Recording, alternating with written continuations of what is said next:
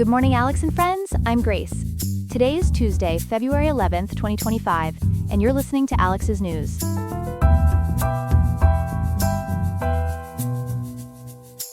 The weather in Riverside will be mild today, with a high of 59.4 degrees and a low of 48.5 degrees Fahrenheit. Coming up, we'll examine the European Union's response to American steel tariffs and the growing trade tensions between these longtime allies. Then, we'll explore an unexpected finding about Los Angeles's wildfire prevention methods and why traditional brush clearing might actually be increasing fire risks. Finally, we'll delve into some fascinating astronomical discoveries, as new observations of a neighboring galaxy are forcing scientists to rethink their theories about dark matter. All this and more, coming up on Alex's News.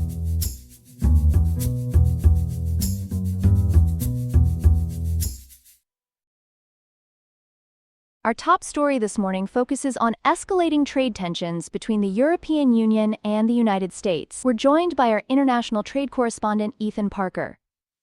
Ethan, what can you tell us about this developing situation? Thanks, Grace. The European Union has just drawn a clear line in the sand today regarding new U.S. tariffs on steel and aluminum. According to reports from the Star Tribune, EU Chief Ursula von der Leyen has explicitly stated that these American measures will not go unanswered. What specific countermeasures is the EU considering? Well, Grace, KIRO7 reports that the EU is strategically targeting iconic American products. We're talking about bourbon, jeans, peanut butter, and motorcycles. What's particularly interesting is that Bernd Lange, who chairs the European Parliament's Trade Committee, has indicated they could simply reinstate previously suspended countermeasures. Can you put these trade relations into perspective for our viewers? What kind of economic impact are we talking about? The numbers are staggering, Grace. According to the Walla Walla Union Bulletin, we're looking at approximately $1.5 trillion in annual trade between the EU and US, representing about 30% of global trade. In 2023 alone, trade in goods hit €851 billion, with the EU enjoying a surplus of €156 billion. Services trade reached €688 billion, though the EU had a deficit of €104 billion in that sector. We've seen similar tensions before. How did previous trade disputes impact American companies? That's a crucial point, Grace. Historical data shows significant impacts. For instance, Harley-Davidson faced additional costs of $2,200 per motorcycle exported to the EU, eventually forcing them to move some production overseas. The bourbon industry was hit particularly hard, with American whiskey exports to the EU dropping by about one-third, resulting in approximately $256 million in lost revenue. What's the diplomatic response been like from EU leadership?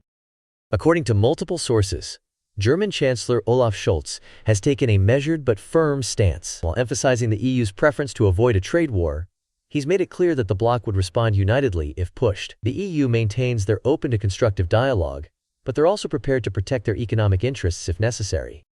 Thank you for that comprehensive update, Ethan. We'll continue to follow this developing story throughout the morning.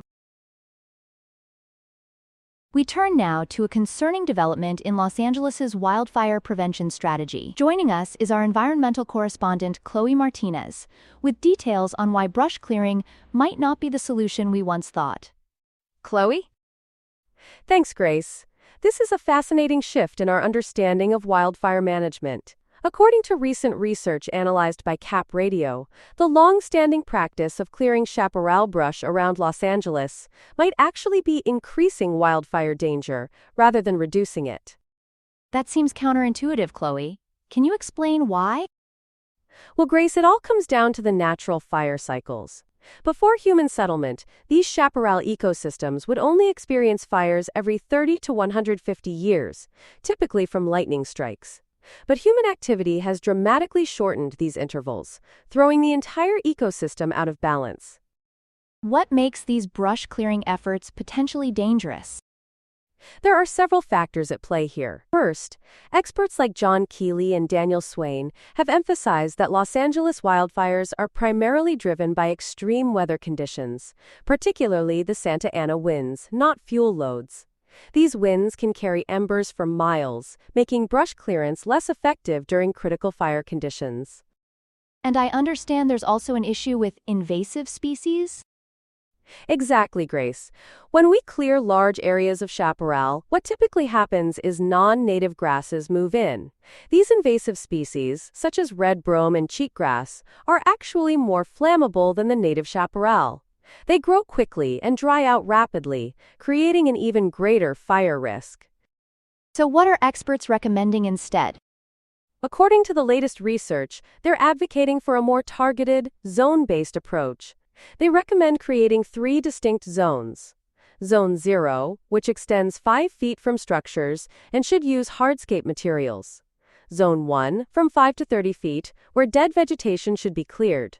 And Zone 2, from 30 to 100 feet, where grass height should be maintained with proper spacing between vegetation. Are there any other protective measures homeowners should consider? Yes, Grace. The research suggests that home hardening measures are more effective than extensive brush clearing.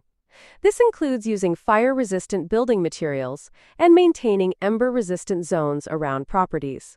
It's about creating smart, targeted defenses rather than wholesale clearing of vegetation. Thank you for that comprehensive report, Chloe. That's certainly given us all something to think about regarding wildfire prevention strategies.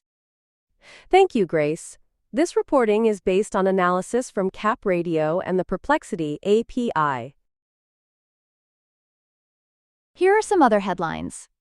In a bold move, Elon Musk and a group of investors have proposed buying OpenAI for $97.4 billion. OpenAI CEO Sam Altman quickly dismissed the offer, humorously suggesting they might buy Musk's platform X instead for $9.74 billion. The bid comes as OpenAI's recent valuation soared to $157 billion, with potential to reach $300 billion. A concerning new corruption survey reveals many nations are scoring their worst in over a decade. South Sudan has fallen to the bottom of the rankings in the 2024 Corruption Perceptions Index. The global average remains stagnant at 43 out of 100, with more than 2/3 of countries scoring below 50. The report highlights how corruption is severely impacting climate action initiatives worldwide. Tragedy struck at Scottsdale Airport in Arizona, when a Learjet 35A veered off the runway and collided with a parked Gulfstream 200 business jet. The accident has claimed at least 1 life, with 4 others injured. 2 victims were rushed to trauma centers, while another is in stable condition.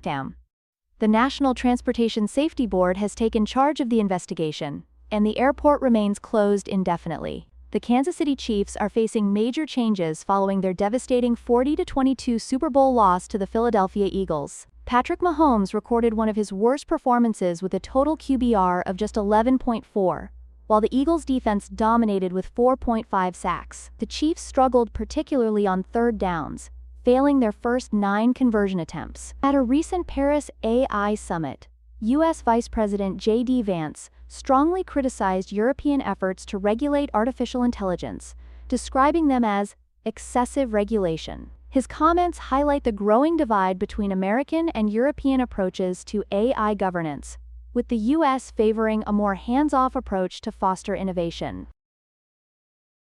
And now for our third story of the morning, we turn to a fascinating discovery in space. Joining us to discuss a remarkable finding by the European Space Agency is our science correspondent, Ethan Parker. Ethan, tell us about this Einstein ring that's got astronomers excited.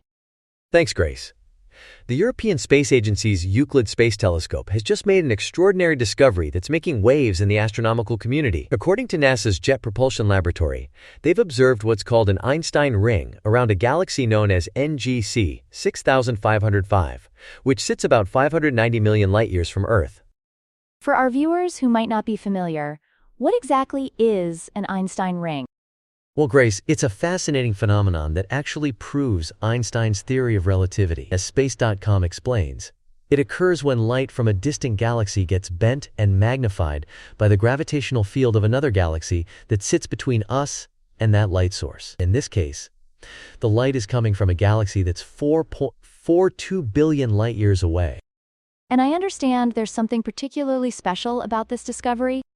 Yes, there is. According to the research published in Astronomy and Astrophysics, this Einstein ring, nicknamed Altieri's lens, after its discoverer Bruno Altieri, has revealed something quite unexpected. The galaxy at the center appears to have much less dark matter than we typically see, only about 11% compared to the usual 85%. That sounds significant. What does this mean for our understanding of space?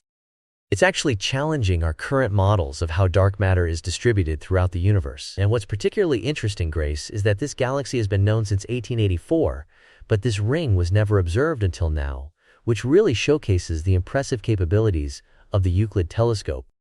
Speaking of the telescope, what can you tell us about its mission? The Euclid telescope, which launched in July 2023, is on a mission through 2030 to map dark matter and study the universe's expansion. UPI reports that while it's expected to find about 100,000 strong gravitational lenses during its mission, complete Einstein rings like this one are extremely rare. The telescope will eventually map nearly 1/3 of the sky, giving us unprecedented insights into what astronomers call the dark universe. Fascinating stuff, Ethan. Thank you for bringing us up to speed on this remarkable discovery. Thank you, Grace. That's all we have for now. Today's episode was made by Alexander King with Claude Sonnet 3.5, Gemini Flash 2.0, the Perplexity API, and the Google Cloud Text-to-Speech API. Hope you have a great day. I'll see you tomorrow, Alex.